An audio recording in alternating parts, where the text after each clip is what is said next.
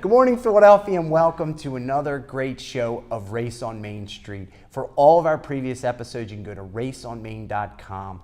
But before you do that, we have a terrific show today. Jodi Maki from Girl on Fire. Girl on Fire. Girl on Fire. Yeah, you can visit her website at girlonfire.life. She's going to talk all about firearm safety, training, personal defense, and just being a little bit more aware of your surroundings to make sure that you're safe. Particularly as it regards to women. Particularly as it regards to women. I don't think that's English. It might not be. Particularly with regard to women. So stay tuned. We have a great show for you. Great show.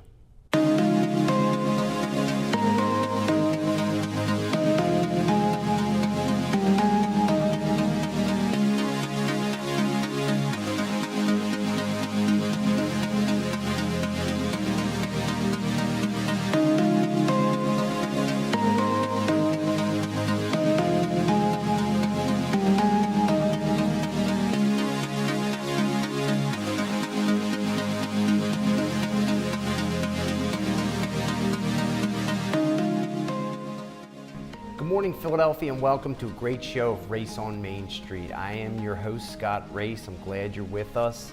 For all of our past episodes, please feel free to check in at raceonmain.com. You'll be able to see all sorts of great information about all the past guests we've had. So sit back, get ready for a great show. We have Jodi Maki on, and she is from Girl on Fire, DC. The two initials is the name of the company, who's going to be out to talk about all sorts of things related to personal defense, firearm safety, and everything in between. So we have a pretty interesting guest. As Stu put a little while ago, you can't always have an accountant on to talk about accounting things. So this is a little bit more interesting than many of our past guests, in my opinion. Although our past guests are interesting. Past guests are interesting, but this is different. This is different and something that we're not used Introduce to. me, So that person who just chimed in, the side help, Stuart Race, my partner, co-host, and and everything else in between, is still feeling a little bit sluggish today. It's the same day, so yeah, I am still feeling a little bit sluggish, but hopefully a week later on tape I'll look better. Probably not. So, no, probably not. I'll just look a week older. Right. Which is what always happens. So anyway, we have a great show. I agree. This is going to be one of our more interesting shows. I think so. So it'll be interesting to hear about all the things that Jodi does, who she focuses on. I originally thought, although I think I was wrong, that she worked more exclusively with women, but I'm not so sure about that. I don't think that's correct. Yeah. So, but we'll get into all the details when we get to that. For now, we're sort of having a girl power kind of show. So I wanted to talk about, or what Main Street is talking about, is the upcoming, as we shoot, although I suspect as we air it will be the just past Rio Olympics. Yep. And the Rio Olympics at this moment in time, as we're shooting, a lot of bad press. I gotta say something though. Bad press or not, I'm looking forward to the Olympics. You know that I'm not a big watch sports kind of guy at all, really. But the Olympics always, for whatever reason, pulls me in. I stay up late watching it. I'm interested. It's to me, it's more engaging maybe because it doesn't happen 6 nights a week. It's also the sports aren't the usual stuff. It's a little different. I mean, to sit and watch people shoot arrows or swim, you don't get, or run around a track. You don't really get the opportunity to do that on a weekly basis. No, so it's a nice thing. Yeah. But the thing that I did want to talk about is something good. About the Olympics, and so you were saying about the bad press. Yeah, I mean, there's all kinds of the Zika virus in Brazil, and apparently the water is so incredibly sewage filled that I think I saw a statistic where by volume 50% of the water in Rio de Janeiro harbor is actually sewage. I mean, think about that. 50% of the water is sewage. That's not good. No, if that's true. If that's true. But let's get off that. Let's talk about something positive. And what I wanted to talk about positive, going along with our girl power situation here today, is a young woman who's going to be swimming for the U.S. team. Okay. Her name is Katie Ledecky. And Katie was, or Ledecky. Katie has already made her mark on the Olympics. She won a couple of gold medals in the 2012 London Games when she was 15. Oh. Okay, so now Katie is 19, and she's, I have a question. Yes. How old is your youngest daughter? Yeah, how about that? She's not really contributing in any real sense. No, and I'm not making. And Abby's terrific. I'm not saying, but How does a 15-year-old, who is obviously not the norm, able to like get to such an incredible level like that? Well, it's part genetics, part desire. I mean, there's a whole, and part opportunity. Yeah, sure. Let's not kid ourselves. Katie comes from a family that could provide her with a pool, all of the things that she needed. Katie is the world record holder in the 800 and the 400 free. All right. She's also the current world champ in the 200, and she's going to be on the 200 relay team. So she should, if everything goes right, hold every record. She'll bring home 4 gold medals this year, which would put her in the upper echelon of. She also happens to be the world record holder in the 1500, but women don't swim the 1500 at the Olympics because it's too long.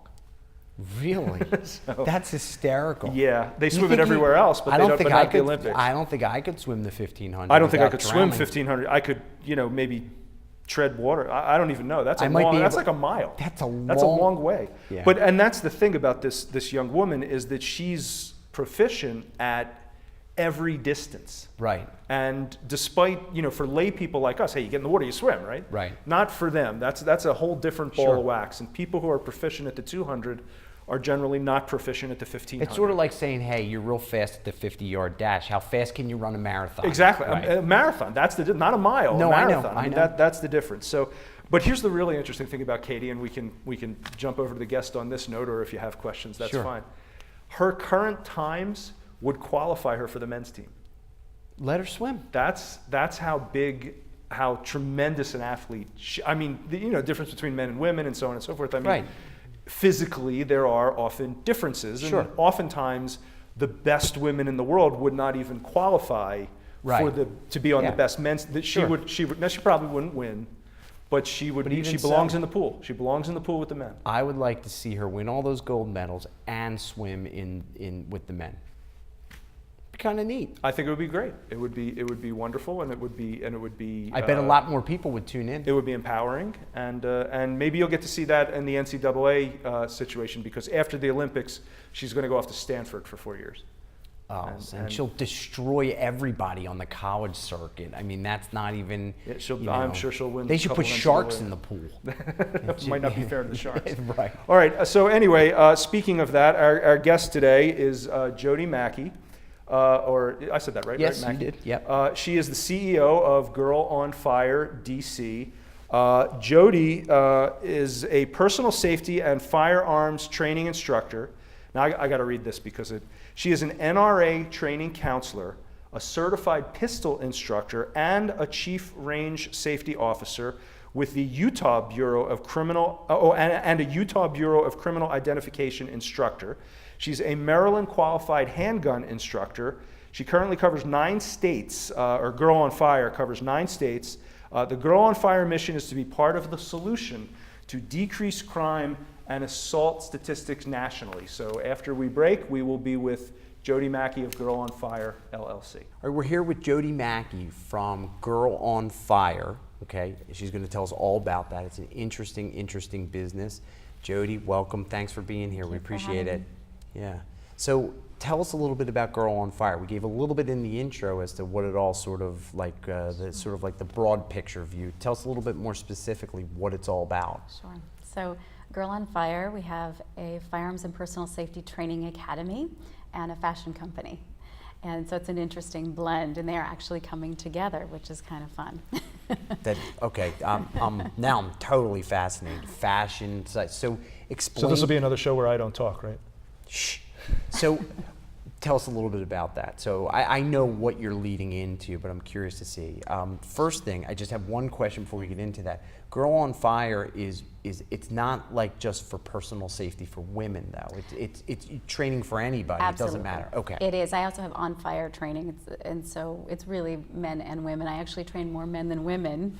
I train people to be firearms instructors, and so I train primarily men for that aspect of it. There are some women that get into it, but not as many. Okay. Yeah. So you talked about this merger between personal safety, firearms, fashion.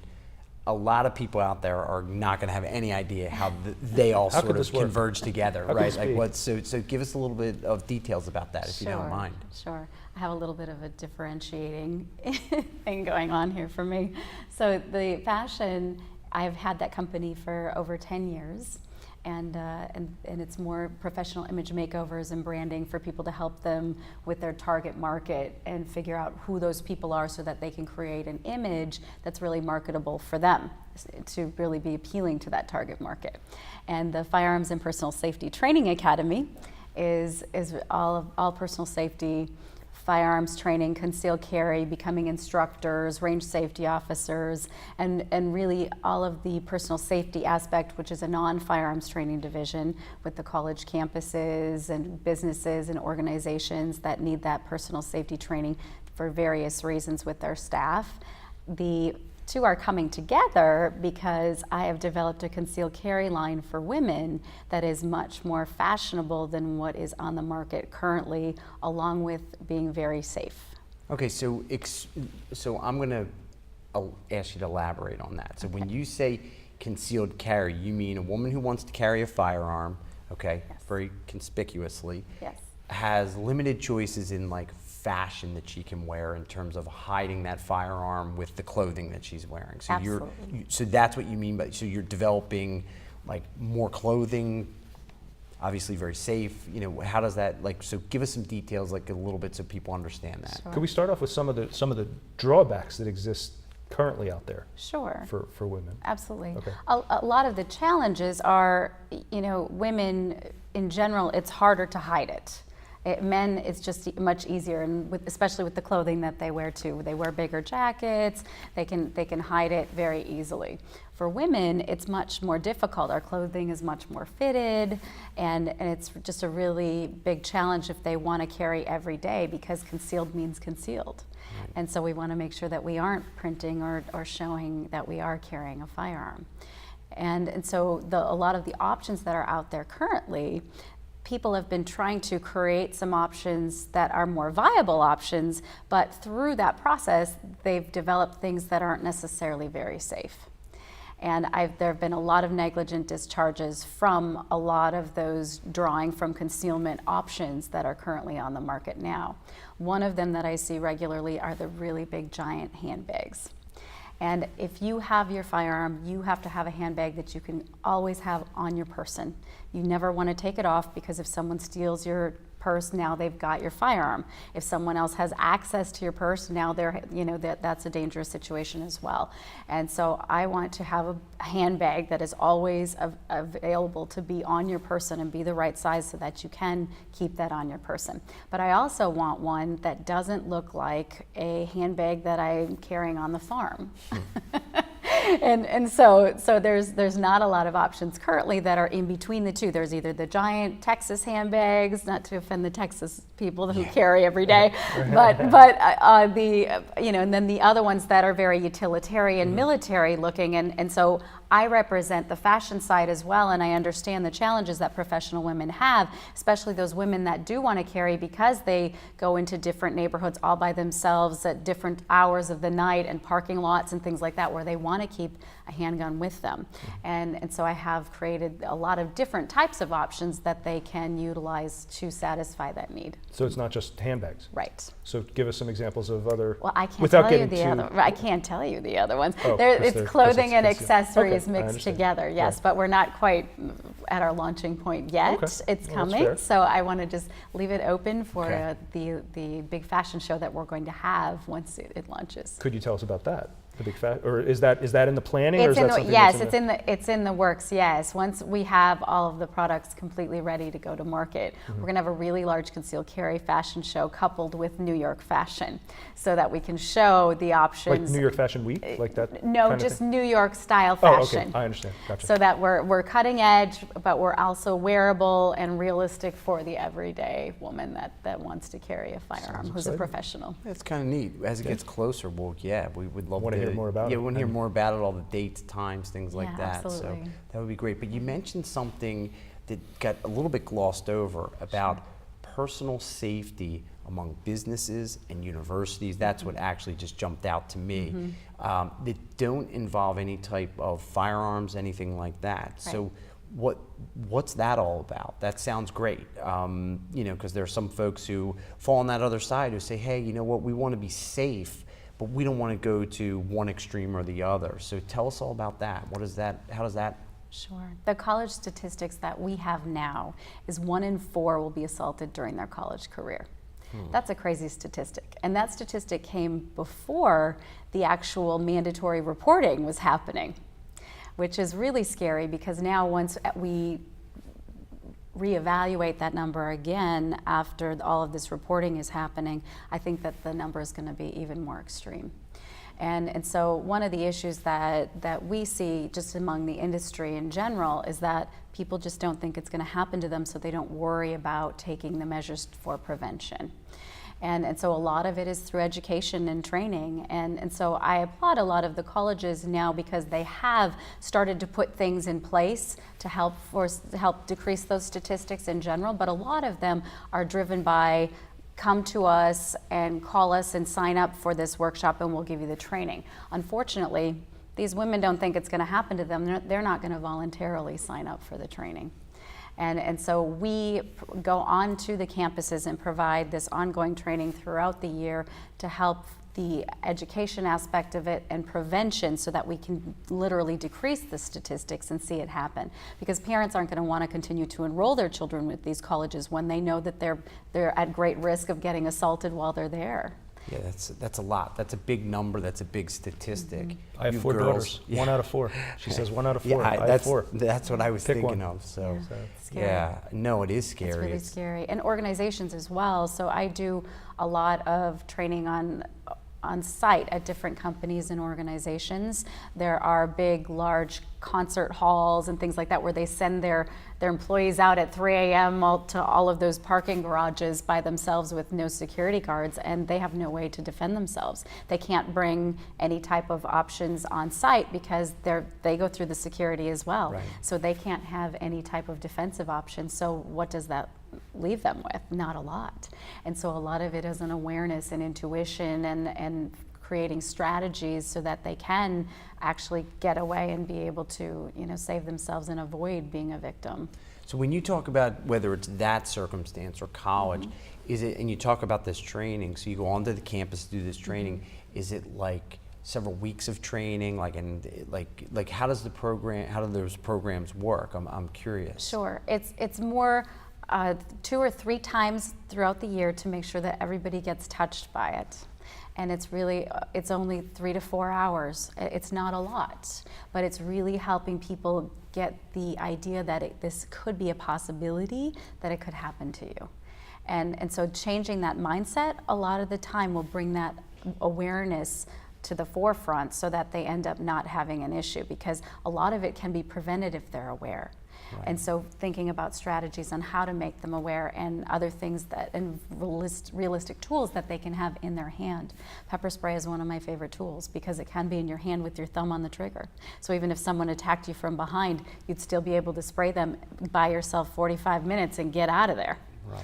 And so there's a lot of tools like that, those less than lethal options that are really easy for them to have on their person, in their hand, so that it's not an issue. Right, and it's not so much like walking around paranoid as to what might happen. That's no way to live. Right. But it's all about the idea that something could happen. So as a result, if you're walking from the library at 2 a.m., like we probably all have done from, coming out of a university library, probably not such a bad idea when tumbleweeds are blowing through the campus and it's just you and tumbleweeds and some strange person that you might not know. I like the awareness aspect. I've had a number of businesses. I have 4 daughters.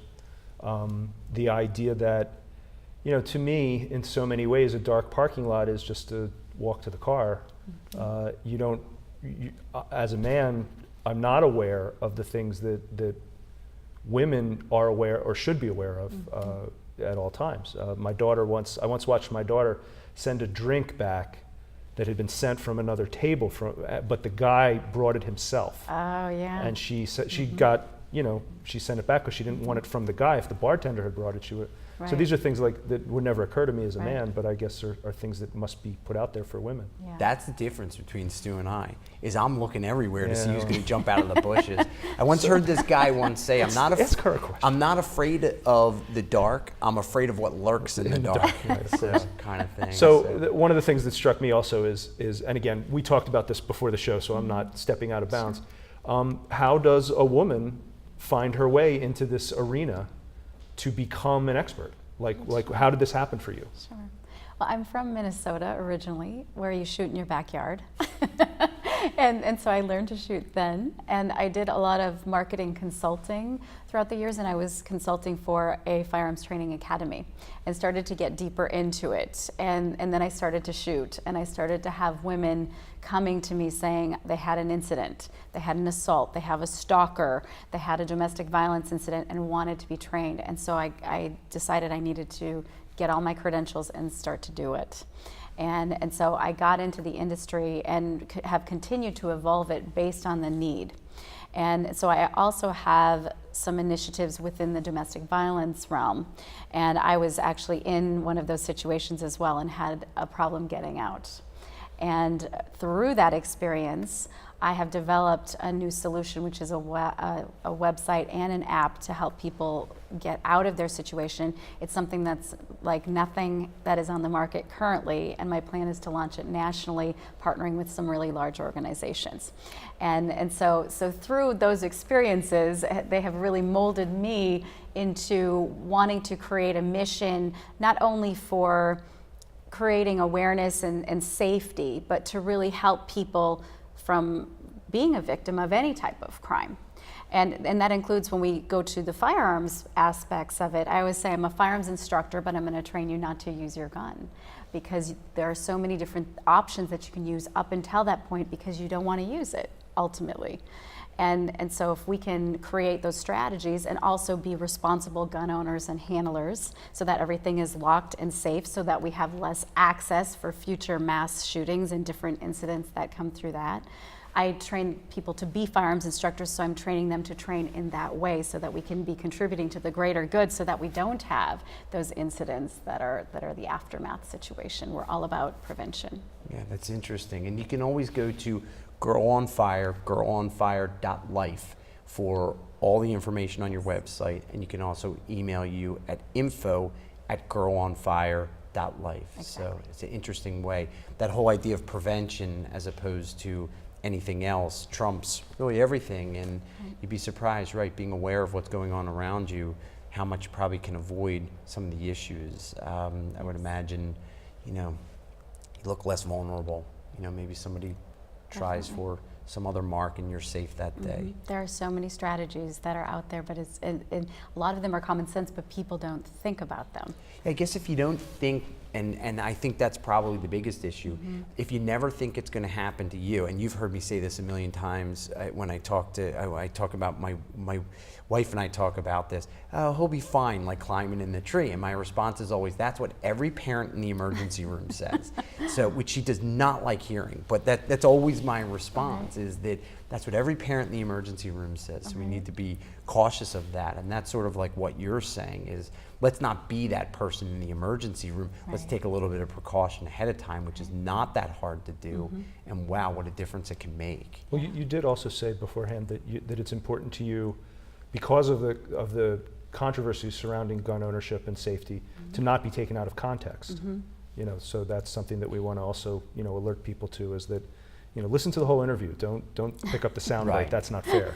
Yeah, and that's not right. And I think folks are hopefully, although I guess they disappoint you, smarter than that. I mean, Our I audience guess, is brilliant. Yeah. So look, you're not going to be able to cure everybody, so to speak. Right. But Yeah. it's good. And, Yeah. and again, if you don't think that you're ever going to be a victim, why would you bother with any kind of this training? So that's a huge first step for people, and probably the biggest. I mean, that first step is so big that I'm sure it's monumental in preventing problems. That's great. That's great. It is. So let's remember, you can visit girlonfire.life, and it's info@girlonfire.com. You have some fun things on the way out. Oh yeah, I do. Actually, I'm curious to hear what your take yeah, is. going on some along of with these things. the theme of the show here. So these are the, I found this, this is not, Forbes magazine. This is this is some wingnut internet blog. Gun great. myths, thanks to Hollywood. Oh, yeah. There's probably quite a few of Well, them. there's at least 5. One is silencers turn gunfire into a gentle whisper. Now that is a myth. Apparently, a silencer doesn't take away all the. No, and it a lot of times has a lot of blowback, so it's smoke and it's in your face. Oh, good. So that's not so good. Machine guns apparently do not have unlimited magazines. You cannot just. It's not a bullet making factory in the machine gun. Right. Okay. And apparently, most assault rifles will empty in about 4 seconds. So you're getting 30 rounds off in 4 seconds, but then you have to switch out the magazine before you can fire again. So that bulletproof vests are not magical force fields. They will stop most handguns, but assault rifles not so much. Is that? That's not necessarily true because it depends on what caliber and Okay. what particular firearm that you're looking at. So there's a lot of factors. And an assault rifle, an interesting fact. So assault rifle, there's really no such term that was really coined by the media. It originated by the company Armorlight Rifle, which created that particular gun, so which became the AR, and the media brought it in to create it as an assault rifle. Well, there you It's go. interesting. These facts are terrible. Stop already. I know it's Hollywood. I just got one more that I want to throw out there. It is almost impossible to blow up a car by simply shooting its gas tank. I would think, but I just want to let people know that's. You don't have to. You see it on TV. The guy shoot the gas tank, and the whole Right. car. It doesn't work that way. Yeah, I would imagine. If okay. you have seen it on a big movie or TV, it's probably likely not. There's a little bit of untruth to it. So to sensationalize I also like on movies when the guy throws like a 12 gauge shotgun to the other guy and he catches it with one hand. And, Yeah, that's a thing real weighs safe 40 practice. pounds. I would say that that's probably not the smartest thing to do. All so right, please, so, anybody out there, Be careful with your guns. Yeah, don't.